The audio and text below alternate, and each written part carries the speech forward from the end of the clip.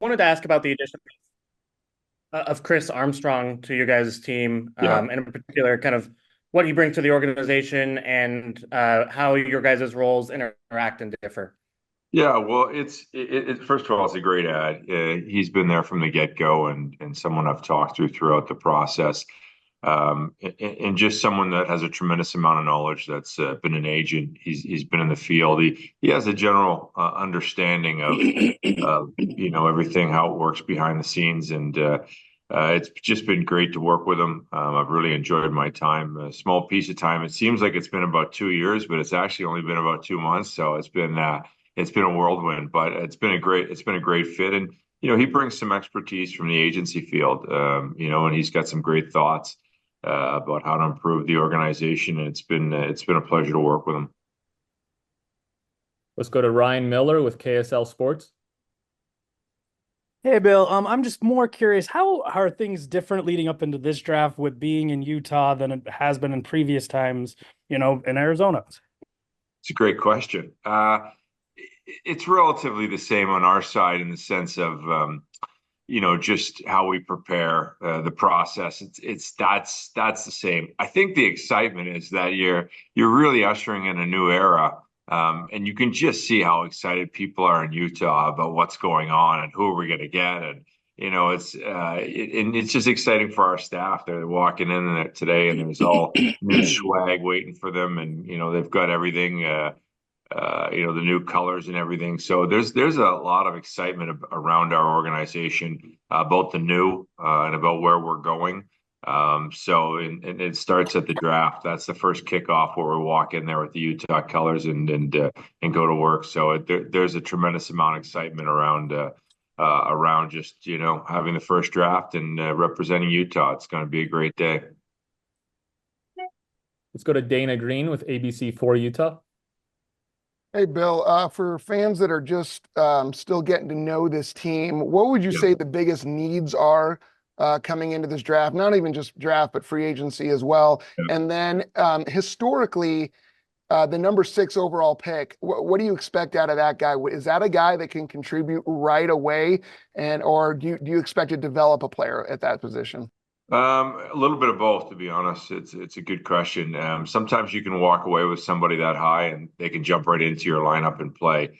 But we're at the point right now where we really want to develop our players. Not to say that they won't have an opportunity to come in and make our team in camp, but for the most part, what you're seeing there is going to be an impact player at some point in time in their career. But it takes them a little bit of time and development to go through. And that's part of our process that we've tried to usher into our organization with so many young guys. And you could see it, it started with Gunther going in the must. Actually started with Moser being in the minors. Then it started with Gunther. And then, you see the Josh Jones of the world coming through. And I'm a firm believer that, they play huge minutes down there. They're in a great development role down there, and when they come up, they end up fighting harder. They realize, they learn a lot of lessons at the American League level, and then they come up and play in the NHL. And I think it always stays in the back of their mind of what they've learned. So if we do it right, the majority of our draft picks will go through the minors and come up. And that way, when they come up, they'll be extra ready, and that's important to us. And not to say that the 6th overall pick can't play in the National Hockey League for us, but it's highly unlikely next year. And then can you just address the needs of the team? Yeah, I mean, we need in free agency mostly just some defensemen, a few other pieces and some depth in the minors for our club, but it's mostly defense. We need to add a few defensemen to kind of shore up our team and take the next step. Let's go to Jeff Rainier with Fox 13 Utah. Yeah, Bill, did you do all your workouts in Arizona? And from your workouts, did you like the talent that you saw? Do you feel like this is a very talented class? Yeah, so it's a little bit different on this side with the hockey is, you go through the combine and that combine is usually your top 3 rounds and it's out of Buffalo and there's no on ice testing. So it's all off ice and you get to interview the kids, and then anybody not invited, you can bring them on the ice. And we did that out of Arizona because we were set up to test them on the ice. So and that was an exciting, we had I think we had 12 kids come in, and that kind of shores up our pretty much from the fourth round to the seventh round, and it's nice to have that information on them. So those workouts are important for us. We do like the talent there and the backgrounds. There's some kids we really get excited about, and I think when you're on a staff, we've got a pretty talented scouting staff and a whole bunch of picks. So it's an exciting time for us to kind of swing for the fences and see what we can do from the back of in the backgrounds with some extra picks too. Aaron Schill with the Deseret News. Hi, Bill. How much have you seen the draft change over the years in terms of process, but also presentation? It looks like it's going to be quite a show this year. Yeah, it's an exciting time. I mean, it's a huge venue this year, and to be able to kind of go up there, and it's everybody's looking forward to it. Just the excitement and how it's going to be presented. I think it's a great thing for the league. It's a great thing for the players, and it surely gets you excited about the draft. For us, I mean, over the years, I think there's more information that comes in. I think the drafts got tighter. Back in the day, 20 years ago, you'd go see a guy and, maybe see him twice and, draft him in the seventh round. And now, through analytics, through video, and just the amount of extra camps there are, you just get a ton more information. So I think with more information, I think teams draft better, and it's harder, but you've got to continue to push that pace and create a better process every single year. And I think with the new analytics, and I think the more knowledge we have, the better we become at it. So it certainly has changed in the sense that there's a way more information than you've ever had before. Go to John Walrow with the Associated Press. Hey, Bill, thanks for doing this. With the number 6 pick and looking at how this draft might unfold, what impact do you think the Russian players, Silyev and Demidov, might have in maybe affecting the draft order? And what is generally your views on drafting Russian players? Because sometimes it's tough to get them over. Yeah. Well, normally, to answer that last question, if they're a really good Russian player, I think about 100% of the time they end up in the NHL. So they'll find their way eventually over. I think it would be interesting. It depends on the team that's drafting at the particular position at that time, whether they'll make the call and draft a Russian player. Some teams won't. Some teams do. They have different views on it. Like I said, there's a whole bunch of players that have been targeted into that area, and you can't tell from where we sit who's going. I think the way that we prepare is prepare for the best day and prepare for the worst day, and let's get down to the draft table. But there could be some Russian players that get inserted before us and are taken. There might not. It's a guessing game right now, and I think you see that with a lot of the mock lists that come out and the talk from the NHL teams. I think there's a lot of different ways the draft could go. And just one other question, and it's just everybody's dealing with this quick turnaround. I mean, you've been waiting around for quite a while since you've been off the ice, but Utah has had the added thing of transitioning from Arizona. What has this offseason been like, and what do you make of the turnaround that you're going from drafting to free agency in almost a matter of 2 nights sleep? Yeah, it turns quick for us, extremely quick. We've tried to, because we are a team that is, in the rebuild, we're not worried, we didn't deal with playoffs. So we're probably prepared for this, not for the sleep factor, but for what's coming our way. As far as the transition, it's been a great transition with Ryan Smith, and the SEG group has been tremendous. They get things done. So anything that we needed, whether it's computers or different emails, you name it, they've done a great job of making sure the transition's been extremely smooth. And we're excited about, after the draft ends, we're going right into Park City to have our development camp. And that's kind of our first time we're putting the skates on the ice in Utah. And we're playing a 4-on-4, 3-on-3 game out of the Delta Center. And it's going to be great. It's going to showcase all our prospects from this year's draft and past drafts. It's going to be great. And because of the fact that we've drafted so many kids in the last few years with high picks, that's an exciting time for the organization. You're going to see Simashev and Boot and all those guys on the ice and all the talent that's coming on display. So we're really excited about the transition and excited about, getting through the draft and through the free agency into development camp. It's going to be exciting times for us. Thanks, Bill. Thank you. John Matisse with the score. Hey, Bill. Curious about your thoughts on ZBum. Might be around at 6. What your kind of scouting report is on him, and then as sort of a side question, and maybe more generally about kids that have a lot of success, team success in their draft year. How you sort of weigh that in terms of it's obviously a positive, but hey, Yeah. maybe they were on a good team. You don't want to give them too much credit because Buyam obviously won everything. Yeah. Everything you could win. So I'm curious how you sort of you factor that into things. Well, number one, he's a great player. The one thing we always look for is, things that we can attach to winning, like what have they done in the past? And, for him, he's put a World Junior up in a national championship and driven both teams. So, he's someone obviously in the mix at that point, and he showed his ability, to win, which we love. That goes back to kind of our 5 points of character and playing big in the big moments. And, when you see that in the players you want to take it, that you're trying to draft, it gives you that surefire, goodness feeling in your belly. And I'll tell you this, I have a saying that I say to our scouts, and, after we watch the 7th game, I say 7th game is won at the draft table. It's you already know it beforehand who the character that's in them, and their ability to play big in the big moments and the pressure situations. And at some point in time, I always say you don't teach a baby shark to bite; they know how to bite. But usually you'll see them bite at some point in time, and we want to see our kids, have a little attachment to the winning. They've got to do something in the big moments, and when you can see that out of them, you get a nice feeling in your gut that when you're playing the 7th game, they're going to respond and play big in the big moments. Nick Kotsanika with NHL.com. Hey, Bill, I had 2 questions, if you don't mind. The first one, I remember when the NHL returned to Winnipeg, what a huge moment that was at the draft.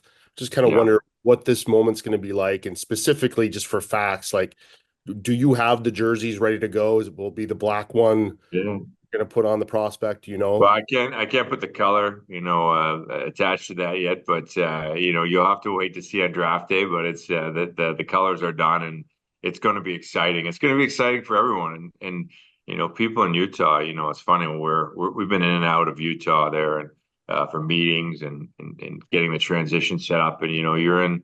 People be waving to me on the street. I'll be like, it's kind of weird because they know who you are. And when you're in Arizona, you went undetected. Now you're in Salt Lake, and they know who you are. And your Uber driver picking you up knows who you are. It's like they're tuned in. This is a big thing. This is a big thing in the state of Utah and in Salt Lake, and you can feel that. And so for us to go up on stage with the new colors and all that, it's going to be exciting. But it's really exciting point for us. The second question I had, and I don't know if you want to give away strategy, but how aggressive can you be in free agency, or how aggressive do you expect to be? Well, listen, it's a good question because we have all this cap space. But if you use all the cap space this year, what are you going to use next year? Right? Mm-hmm. So, and you can't, and I've said this a few times, but you can't make that sapling grow any faster. I mean, it's going to get to be a big oak tree one day, but you can fertilize it, you can water it and give it some sunshine. It's going to grow, but that's our team. We're the second youngest team in the National Hockey League, the first youngest forward group up front. It takes time, and it's just that's one of our things. So hopefully we can add some good players in free agency that kind of complement our younger guys and help bring them along. But if we get locked into spending all our money and doing, 8-7 year deals and locking up everything, we're pinned in, and our team's going to change with it's not going to allow some of our younger players to come in the following years that are ready to have impact in the NHL. It's going to block them. So there's a little bit of a chess game for us where we have to bring in some players, but we don't plan on using all that money and spending, right out the window and locking ourselves in for the next 7 years. So, we want to be smart about how we use our money, and it has to be to complement our team and let our team grow naturally. Let it grow organically. Let it grow. We're 4th year into the rebuild, and let's not get too far ahead of ourselves with unreal expectations, because as soon as you sign, that great player sometimes in free agency, the next question is, hey, you guys got to compete for the Stanley Cup. we're a young team. We're a really young team. Let's go through the Stanley Cup rosters. McDavid 7 years, Barkov 10 years. It goes down the road. Ekblad 10 years. Like, those guys have been in the NHL for a long time and battling. Every summer to lift weights and get bigger and stronger and faster. We haven't even got to that point yet. So you have to set realistic expectations for the group and understand that we're a young group, we're an entertaining group. We can score.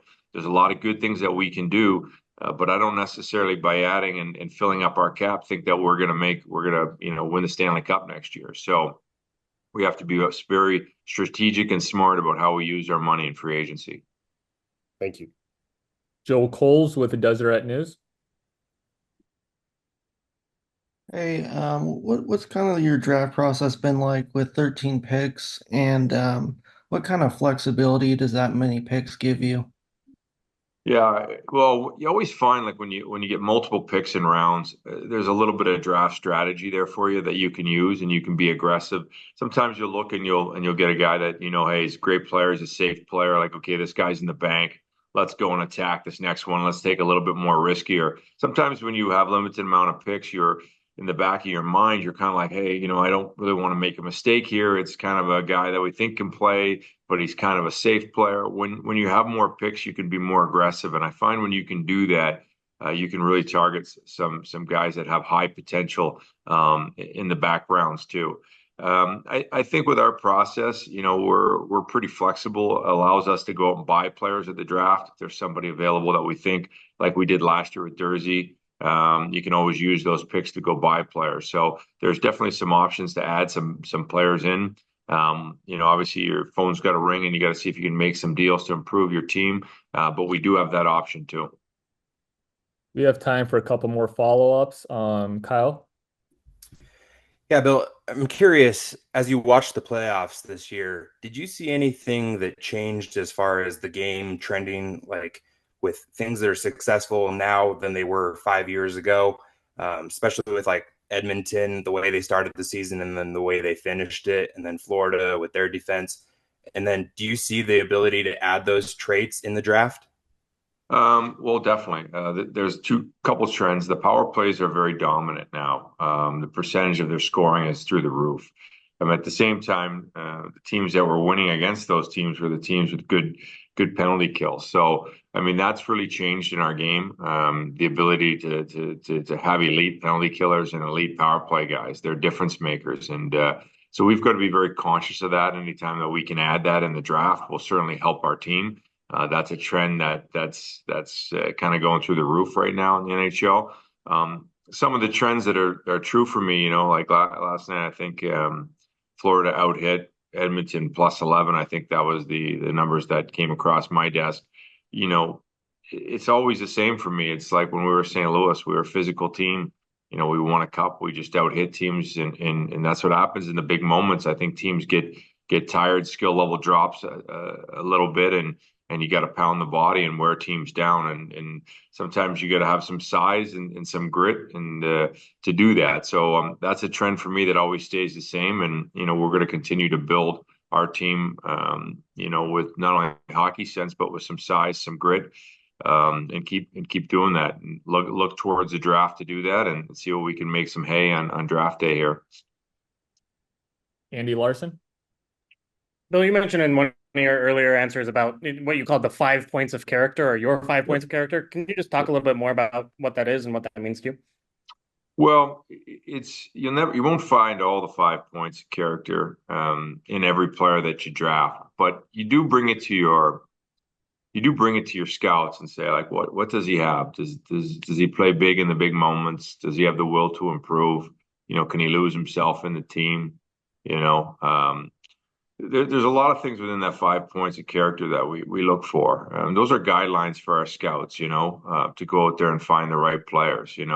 There's a lot more to it than all the points of character, but it's part of the process. When you go in our scouting room, the first thing I did when I took the job back 4 years ago, I cried because I thought to myself, how am I ever going to find a scouting staff like the people I work with in St. Louis? They're purebred scouts that put sometimes 265, 300 games on their schedule a year and didn't blink about it. They were just diehards. And then I found a way when in the hiring process, not only to get Ryan, but also get Daryl. And when we do that, when I did that, I started sleeping a bit better at night because I know those two guys have massive experience. And then we added Larry Plow into the mix and Alan Heppel into the mix, who's built, Larry's a 3-time Stanley Cup winner.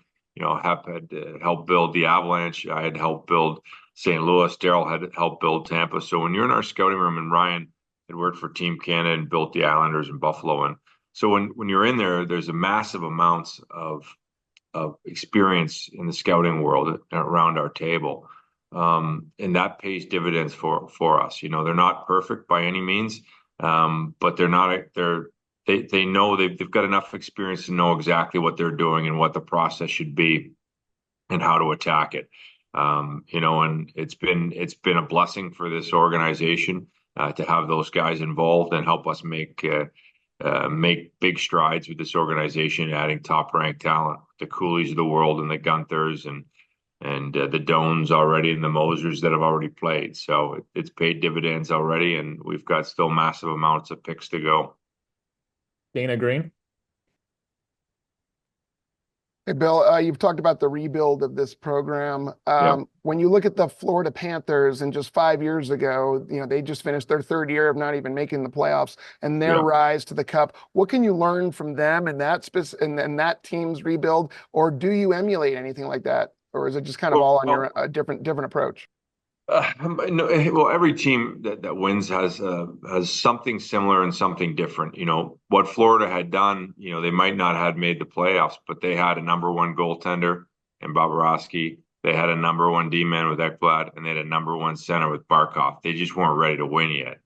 But their big three were in place, and you're not winning without your big three. So that's something that we're slowly acquiring. As we move forward, it'll come to light what we might need or what we've already drafted. So they were down the road with that, where we're not down the road completely. They added a lot of free agents. They added a lot of guys that picked off of waivers, a lot of guys that played roles for them that were really key for them. I thought that what they did really well is add a lot of guys through free agency, waivers. It was a tremendous job that Billy Zito and the ownership did down there. Darren Schill. Bill, can you give us a 30-second version of how you acquired all these picks? Well, timing is everything, gentlemen. And, we just so happened to time it around COVID, where the cap just went flat, and it stayed flat for a long time. And teams had anticipated the growth of the cap, and it didn't happen, and teams got stuck with bad contracts. And when we decided to go down and rip apart the team, we timed it just right. And so we ran into a lot of teams that were giving us second rounders to take bad contracts. And at the time, nobody had the cap flexibility that we did to take on those contracts. And it all started kind of with the OEL trade, where we took on a whole bunch of bad contracts and were able to get Gunther, the Gunther pick. So it started then, and it just snowballed, and we amassed a huge amount of picks. I don't know if it'll ever be done again in the National Hockey League to amass that amount of picks in that short a time, but it had to do around COVID, and I don't know if that will happen again. So I don't know if it'll ever happen again, but there's a little bit of luck. There's a little bit of strategic planning. And I think you need a little bit of, I guess, puck luck. I think we got some puck luck on that one, but there was some strategic planning, and we executed the plan. So a little bit of credit on our side, but a little bit of timing and luck too. Last question, John Matthews. Hey, Bill, you mentioned your defenseman earlier, a lot of spots to fill there. I just looking on your cap friendly, you have 0 NHL defensemen signed right now. You have 3 RFAs. I'm curious about Dursey and Moser. Any updates on negotiations, or what's going on there?